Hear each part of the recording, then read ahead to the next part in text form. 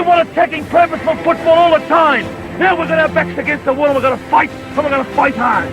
You've got to show me all the guts and all the determination you've got in your body. You've got to inspire me. A marvellous kick. That's as good as you'll ever see. And Footscray are back in front. From inside the centre square, boys kick the goal. Boys kick the goal. From inside the centre. I can't believe that. Hey Pack, welcome to a bonus episode of Danny Boyd, a podcast about the greatest football club on earth, the Footscray Football Club, Proprietary Limited. They trade as Western Bulldogs, but today we're talking about Footscray. Because there's a bit of a negative time around the Whitten Oval at the moment. The women lost their first game. We all know what happened with the blokes, but there is a shining beacon of optimism, and that is our VFL side. I'm Danny McGinlay. Tom Boyd, are you good? Mate, I am very good. I've had the absolute pleasure of playing with our guest today, and have certainly strong and good memories from some of my time in the VFL. It wasn't always the place that I wanted to be, but to be able to get out there and win a final down at Port Melbourne in 2017, all highlights. So, yeah, thrilled that we can bring in Stewart Edge, the coach of the VFL side this year. How are you, Stu? I'm well, thanks, boys. Thanks for dedicating a bit of time to the VFL program. Well, it is the program that seems to be going the best at the moment, mate. And no offence to the other ones. Obviously, their seasons are either just starting or have just wrapped up. Mate, one of the things I spoke about on our Patreon episode this morning is the challenge that the VFL coaching staff as a whole have in trying to manage the different groups of players that obviously play within the side every week, and trying to find the balance of having guys who are excited to be playing at the VFL level, and obviously the disappointed boys coming back if they've been dropped from the senior side. How have you managed that over the course of this year to have such strong results? I think that was definitely what you're mentioning, Tommy, was definitely a factor early in the year when we had some losses that we spilt the drinks at the final minute when we should have had some games there that we won. And I think some of that is around the morale and as you recall, AFL boys despondent to be playing VFL, while simultaneously you've got guys who are absolutely delighted and stoked to be at that level. And I think that was a factor early on with guys, AFL listed players, not being in the form they would have liked to have been in. When I think back to the best times that I had at the VFL level, we obviously had a core group of players who were VFL listed, but were playing every single week, were the leaders of the team, whether there was AFL players playing or not. Do you have a strong cohort at the moment that are VFL listed that are really making a big impact this year that we should look out for and know about this weekend? Yeah, there's definitely the three blokes who've played every game. The skipper, Lockie Sullivan, who's we've always valued him internally, but he's now getting the recognition he deserves from the broader footy community. So he won the BNF last year by the length of the Flemington Straight, and then has managed another year where he's just, funnily enough, he's been as consistent as I can ever remember anyone being, regardless of opposition or teammates. So he's played every game. Josh Chatfield's played every game. He previously was one of our NGA boys. He came through and then obviously had a disrupted time with COVID. But he's a Ballarat boy, Indigenous heritage, actually cousin of Jamara. Nice. But he made the move to Melbourne last year with both living and work, and he's flourished. His home club is North Ballarat, and he's now. The important thing with some of these guys is it now feels like the Bulldogs is their club, and every now and again they might play local footy rather than the other way around. And then the third one is who's played every game this year is Ewan McPherson, obviously father-son of Steve McPherson and brother of Darcy, who's at the Gold Coast. Now, Ewan McPherson has had a bit of a rough ride to him because we all thought he would be, joining all of these great father-son players that we've got, but he was sort of he wasn't picked up, and yet he's playing for Footscray. Where's he at in his journey? Because we've heard amazing things. Yeah, he's going well. I think he's a chip off the old block in terms of his contested footy and his fiery.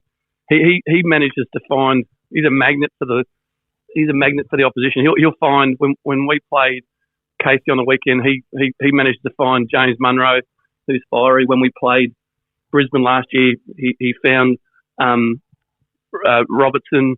He's just a magnet for the opposition lunatics. So we love that about Yui.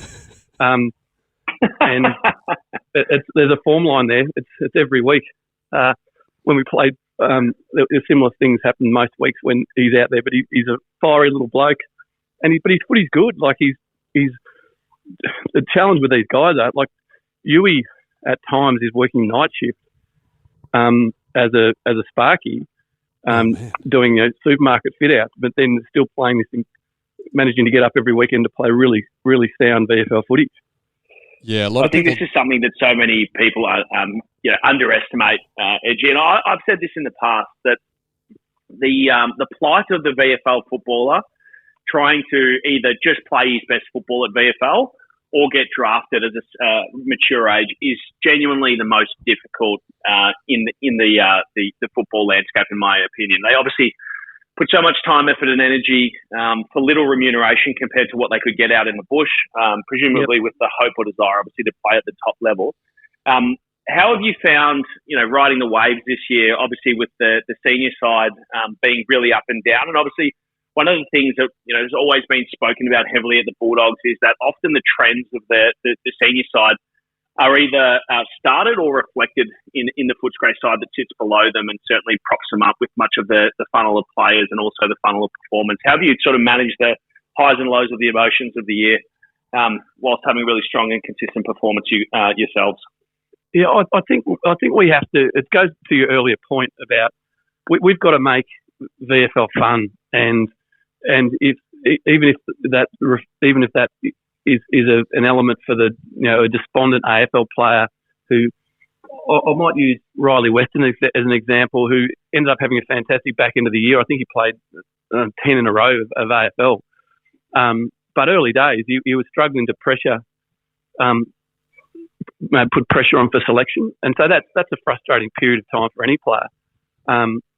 And I think our baseline is we do our best to park individual aspirations as best we can, and just have fun out there, and doing our best to buy into the team result and park individual agendas just for a couple of hours.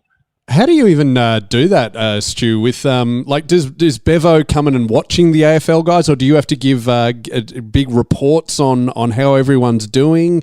I mean, how much input does he have? How much autonomy do you have? Well, we're incredibly lucky.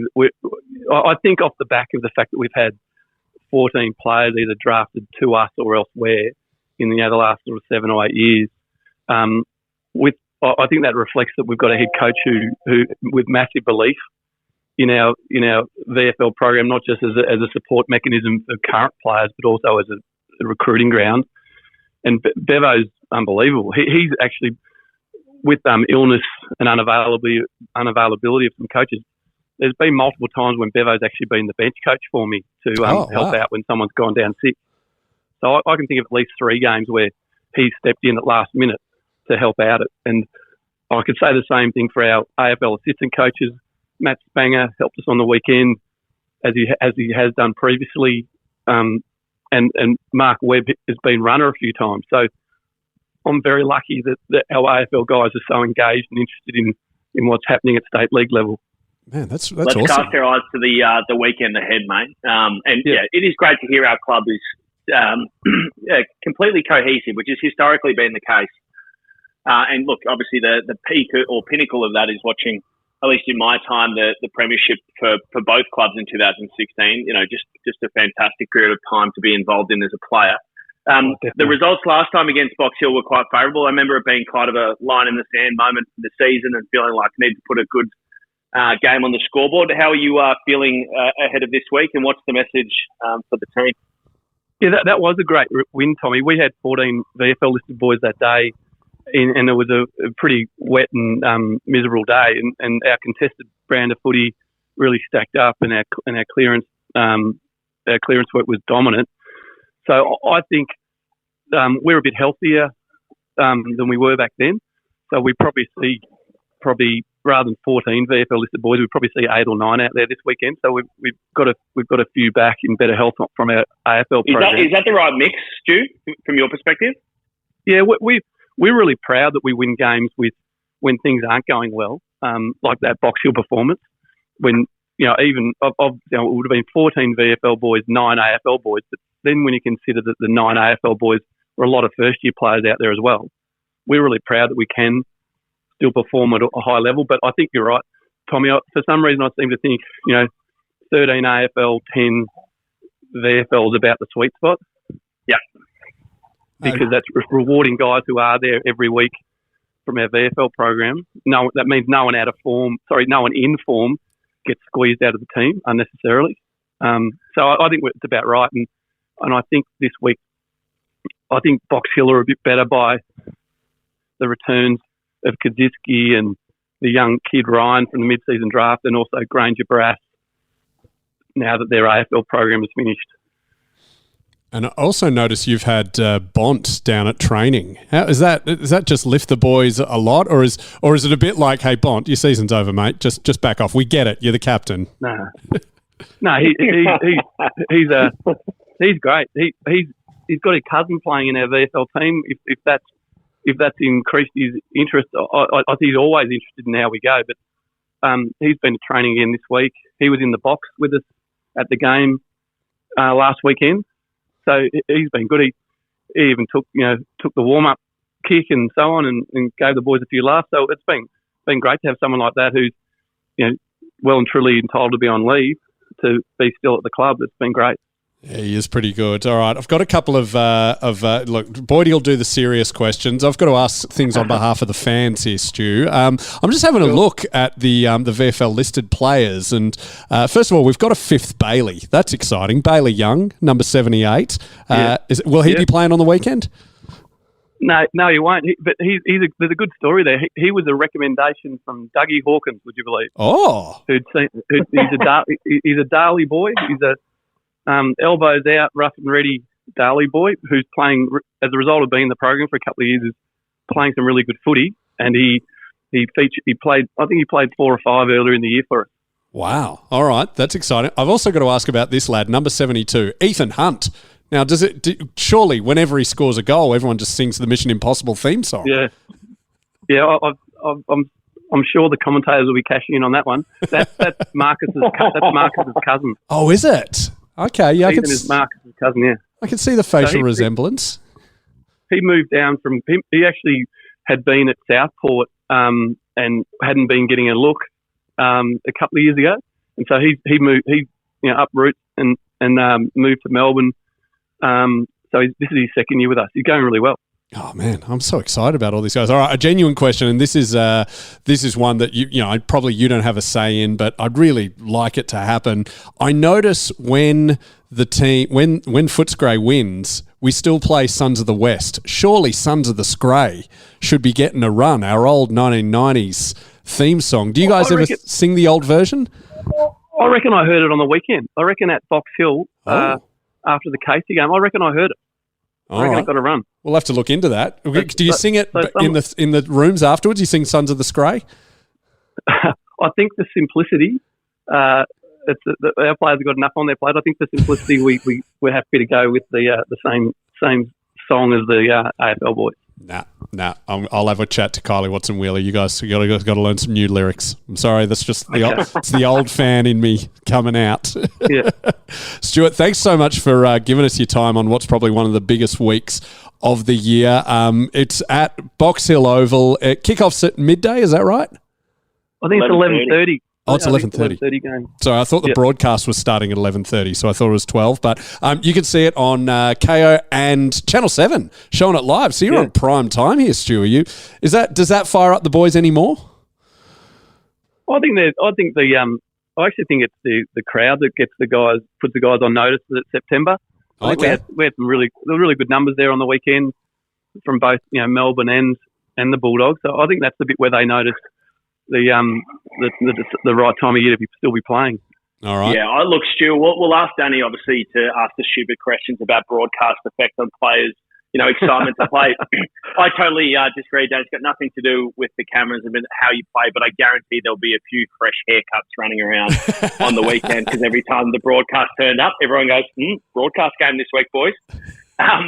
In all seriousness, Stu, best of luck on the weekend. Obviously, I've had a great amount to do with you over the years, and one of the things that you've always been incredible at is supporting players when they weren't maybe where they wanted to be, or performing at their best and helping them get back exactly where they wanted to be and back in the senior side. So kudos to you, mate. Thank you for the support you gave me over the years, and I'm sure that's why the team is going so well at the moment, and good luck from all of us and the Scray supporters for this Saturday.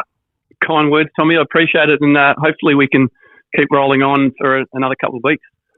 Sounds good to me, mate. Go the Scraggers.